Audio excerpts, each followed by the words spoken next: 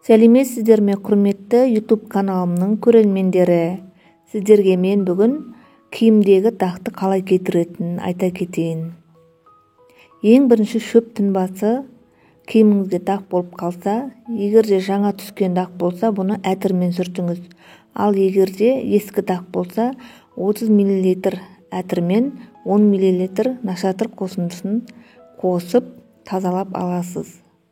Екінші, мысалы, киіміңізге тердің иісі сіңіп қалса, мақта-мата болса, сірке қышқылының көмегіне жүгініңіз. Ал жібек матадағы дақты спирт ерітіндісінің көмегімен кетіруге болады. Ол үшін 1 стакан суға 1 ас қасық сірке суын қосыңыз. Шашқа арналған бояуды қалай кетіреміз?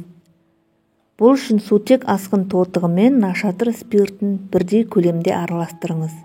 Артынша осы қоспамен дақты сүртіп аласыз.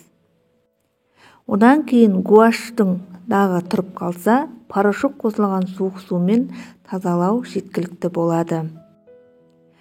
Қан жағылған матаны еш уақытта ыстық сумен сүртпеңіз. Тек суық суды пайдаланып, артынша кір сабынмен жуып тастаңыз. Егерде киіміңізге йодтың тамшылары дақ болып қалса, нашатыр спиртімен сүртіп алыңыз. Ал егерде сағыз жабысып қалса, сағызды тырнақпен немесе өзге үшкір затпен қыруға болмайды. Оны киімнен алу үшін тоңазытқышқа салып қойыңыз.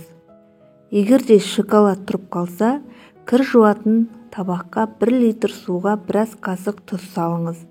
Осы ерітіндіде дақты кетіруге болады.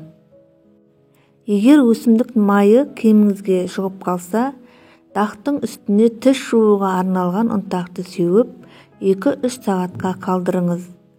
Артынша ұнтақты щетканың көмегімен кетіріңіз. Егерде киіміңізге шырын төгіп алсаңыз, жарты стакан суға 1 шай қасық сутек тотығын қосып араластырыңыз. Осы аталған қоспамен дақты сүртіп, суық сумен шайыңыз. Егерде помада жығылып қалса, осы дақтың үстіне бор қышқылын себіңіз. Артынша щеткамен немесе шүберекпен тазалаңыз. Матаны сабынның көмегімен жуып, жақсылап шайып алыңыз. Егерде киіміңізге балауыз жағылып қалса, балауызды матадан алып, дақтың үстіне дымқыл шүберек жабыңыз. Шүберекті дақ кетпейінше ауыстырып, бірнеше рет үтіктеп алыңыз. Құрметті достар, менің видеоларым ұнаса, пікір жазып, лайк басып отырыңыздар.